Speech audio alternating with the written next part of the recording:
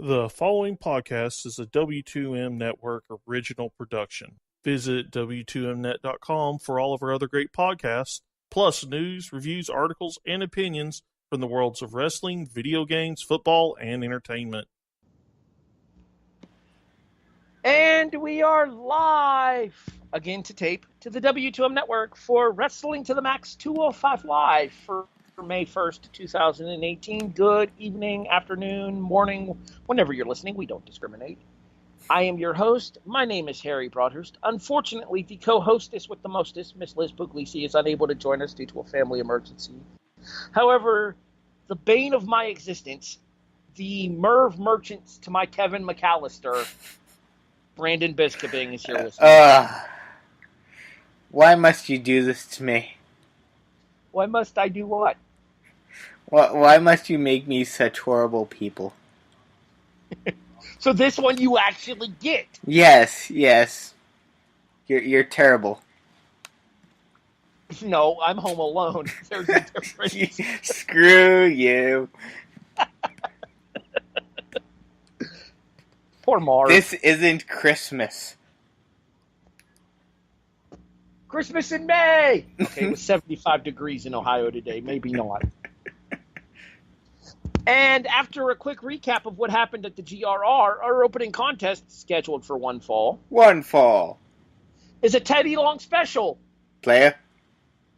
Tag match, playa.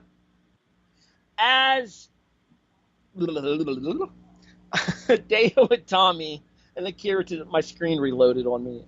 Deo Itami and Akira Tozawa take on Jack Gallagher and Brian Kendrick. I don't know why, but I'm space casing on people's names all of a sudden. It is too late in the morning for me to be doing these podcasts. All right. So, Kendrick and Gallagher promised no retribution against Itami after Itami basically busted Kendrick's face into three pieces back on Christmas Day, because everybody knows the best place to spend Christmas is in an emergency room. During the course of the match here, at the end of the match specifically, we'll talk about the finish, as Tozawa went up to the top rope to look for his top rope senton on, I believe, on Gallagher. No, not Gallagher, on Kendrick. Yes. Itami hit the ropes, causing Tozawa to fall groin first onto the turnbuckle, because it has been the night of the nut shots on SmackDown in 205. While he's distracted by what happened to Tozawa, Itami gets kicked out of the ring by Kendrick. Gallagher then proceeds to hit Tozawa with a headbutt, and that gets the pinfall at about 8 minutes. Your thoughts on the opening tag team match? I mean, the match itself wasn't terrible. It was a way to get Kendrick and Gallagher a little bit more momentum. Well, there were some shenanigans in this match, so, it wasn't really a clean win, but, they got the win, which I'm a little annoyed at the result of what happened in this match, which I'm sure we'll talk about next. Yeah, specifically being the post-match where we see Akira Tozawa and Hideo Itami kind of get into it, and Itami shoves Tozawa on his wallet. Okay, if the rumored Cruiserweight tag team titles are going to happen, don't you actually need, Cruiserweight tag team to go after them? I have one word for this. Stupid. Absolutely stupid. Because, like you just said, if you're gonna do this whole Cruiserweight tag team title thing, hey, guess what? You need tag teams in order to compete for this title.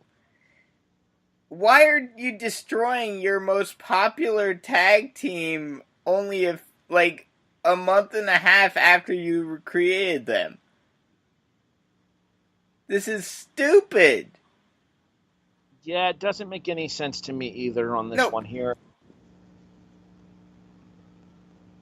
Just because I don't see, it doesn't seem to me like they're going to really have enough of a tag team division to launch 205 Live tag team titles.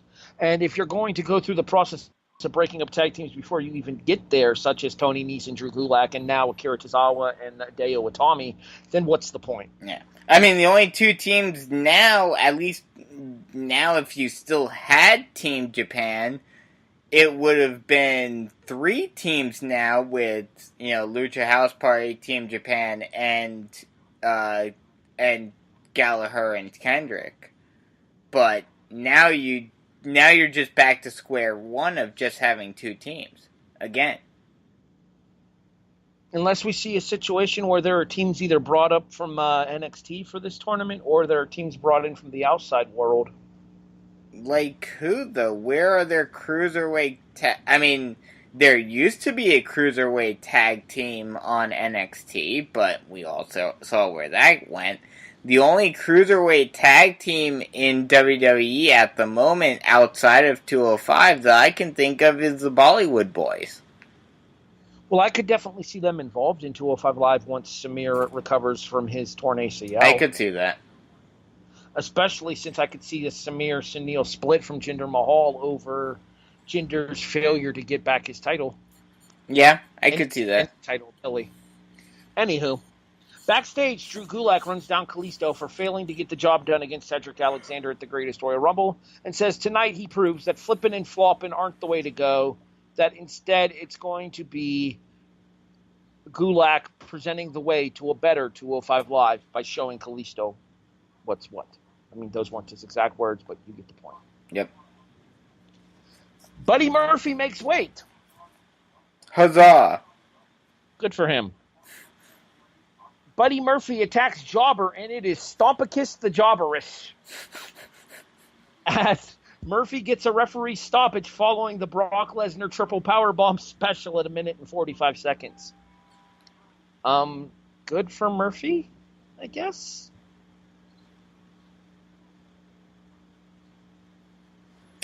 I mean, it was a squash. What more can you say? Smell that, Brandon? Yeah. Smells like squash. Yep. Post-match, Cedric Alexander arrives and the brawl breaks out on the entrance ramp. For the vast majority of it, Alexander gets the better of it. Murphy kicks Alexander off of him and runs towards the back. A little bit later, we come back from an advertisement for Backlash, and we find out that, A, it's going to be Team Mucha Lucha taking on Gallagher and Kendrick. So I guess you're getting your wish. The 2 teams left on 205 Live meet next week. B, Cedric Alexander comments on this attack and says that if Murphy wants his title, he knows where to find him. So does that mean that we're also going to get that added last minute for Backlash, or are they going to have this match on like 205 or something? Well, they seem to have a bad habit of adding a match or two the day before the pay-per-view. Mm-hmm. I could definitely see this being one of the matches they announced. We kind of talked about this off air, so I'll bring that discussion here. We kind of talked about this being at it. We kind of talked about the Usos with Naomi in their corner taking on the Bludgeon Brothers for the SmackDown Tag Team titles. Yeah. Go ahead. The main event scheduled for One Fall. One Fall! Sees generic luchador number 1 facing Drew Gulak. Okay, can I just state for the record that El Generico would have been over? Kalisto is not. Oh, no, I agree. Well, there's a reason for that. Because El Generico was distinctly making fun of this trend of very generic luchadors with no personality whatsoever. I mean, Tori even said it. She, For those who don't know, Tori is Brandon's fiance. Yes, carry on. Thank you. We were talking about this during this main event. We were talking about Lince Dorado back when he was on his own. Actually had some metal music. Actually had a personality of his own. And she said, "Oh, it was Grand Metalik that had the personality." And I was like, "No, it was Lince Dorado." And she was like, "Oh, that just shows like how interchangeable they are," which is true. It really is. With very few exceptions, and those are the ones, with a few exceptions, a few of the generic ones do rise above the rest. But for the most part, the ones that really do rise above the rest are the ones that have their own personalities, and it's not just, oh, generic luchador number 2, generic luchador number 5.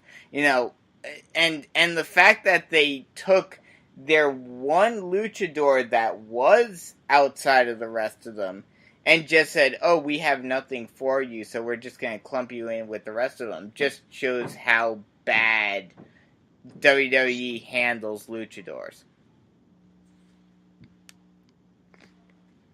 It is our main event of the evening. All right, so is it just me, or is Drew Gulak basically turning into Baby Ken Shamrock?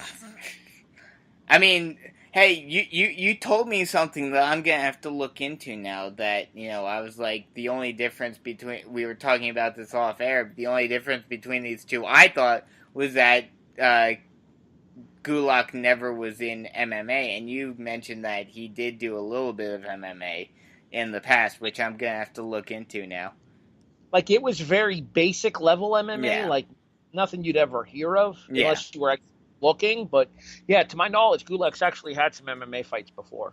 Like, I know Gallagher has in the past, but that's the only one that I knew of. So yeah, I'm gonna have to look into this now.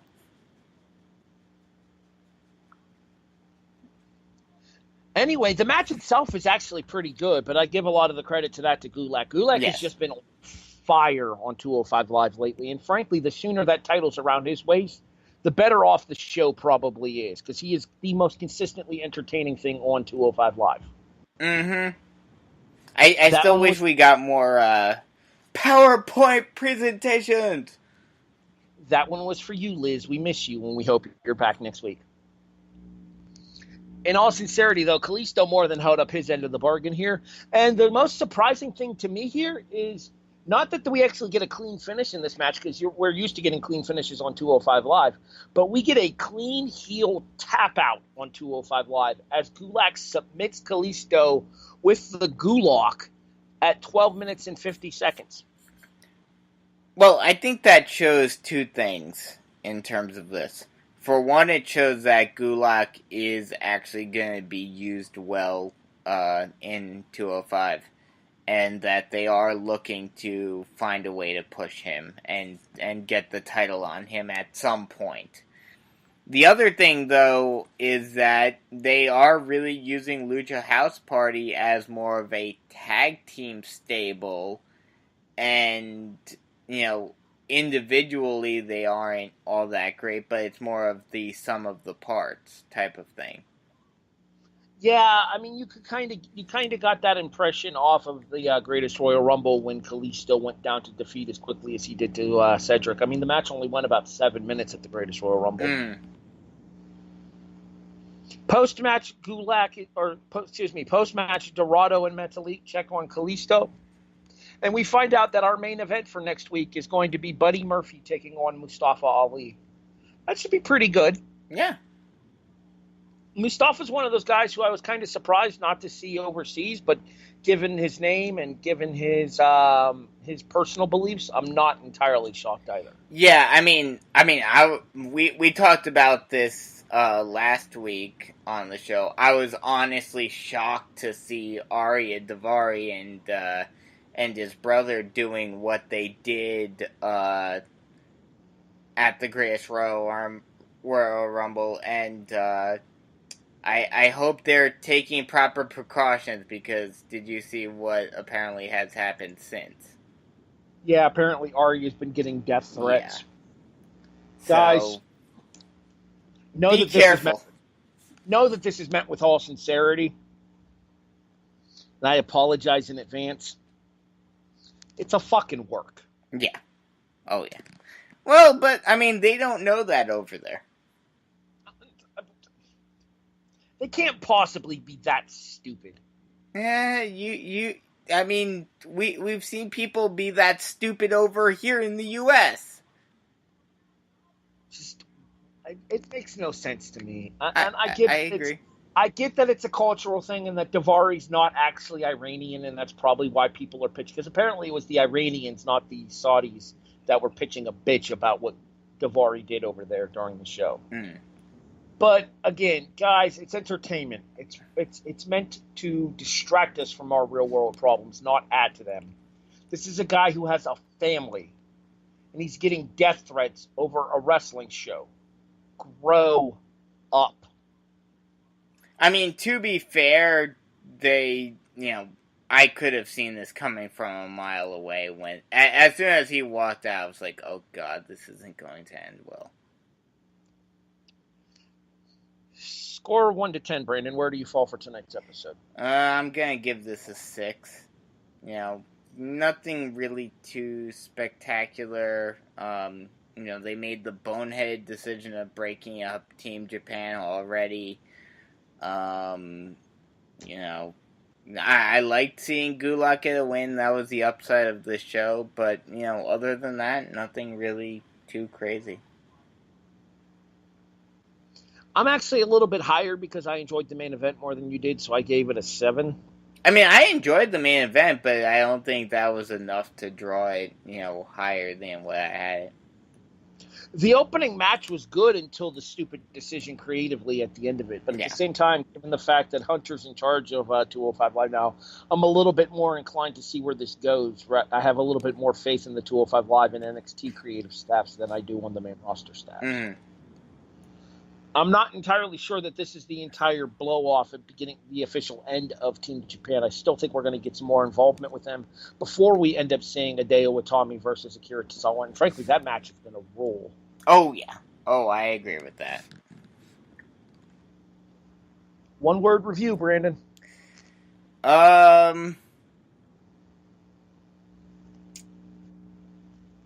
Confusing. Because, like we talked about with that, I kind of see where they're going with this, but, it's really confusing to see how are they going to handle this, because they do need tag teams. If they are going to do this tag team title thing, they're going to need teams. And, you had one of the better teams right there, and you're going to break them up already. It just doesn't make sense.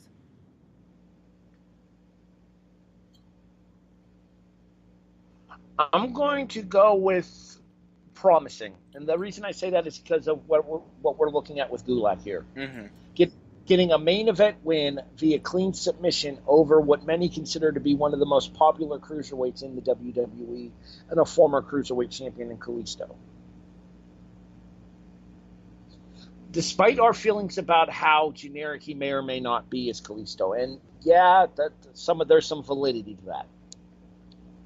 He's still easily one of the best workers in the cruiserweight division. He's one of the biggest merchandise movers in the division.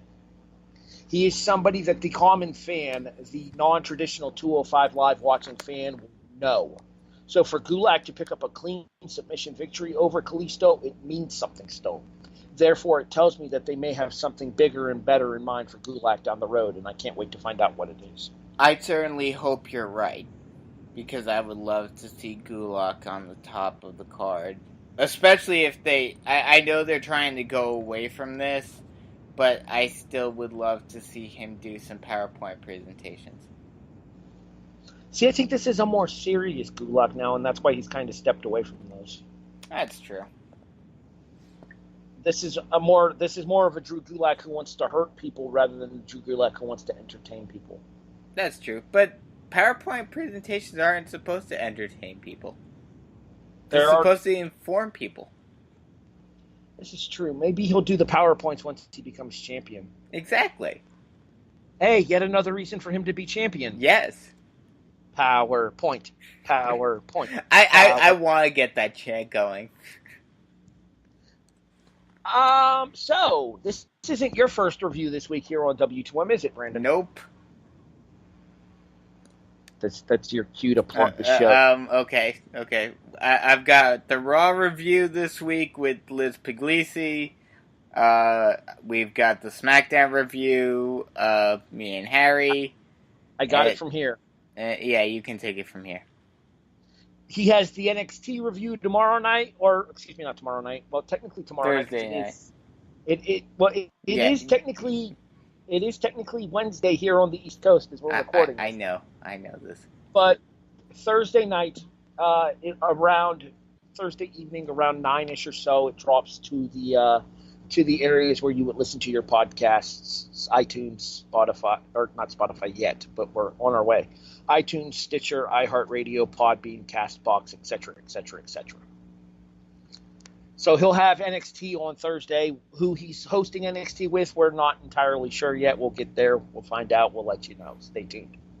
In addition, we'll get there. We'll let you know. Stay tuned as to whether or not we're going to have anything for Backlash this Sunday. Ideally, yes, but I cannot guarantee one way or the other for that yet. You know what I can guarantee, Brandon? It's the kickoff. It's the return, once again, don't call it a comeback, of the kickoff here on the W2M Network, as myself, Brandon Biskobing, Eric Watkins, and Jason Teasley bring you the NFL Draft 2018 coverage, our winners, losers, reaches, and steals, as well as our expectations for the rest of this offseason. That is on the kickoff. That would be tonight, Wednesday night, approximately 9:30 recording time, approximately 11:30-ish posting time. We'll let you know when it's out. So for our absent co-hostess with the mostest, Miss Liz Puglisi, he's Brandon Biskobing. I'm Harry Broadhurst. You have been listening to the Wrestling to the Max 205 Live review here on the W2M Network, available online at W2Mnet.com. Thanks for listening, everybody. We'll catch you next Tuesday night for more from the 205 Live brand.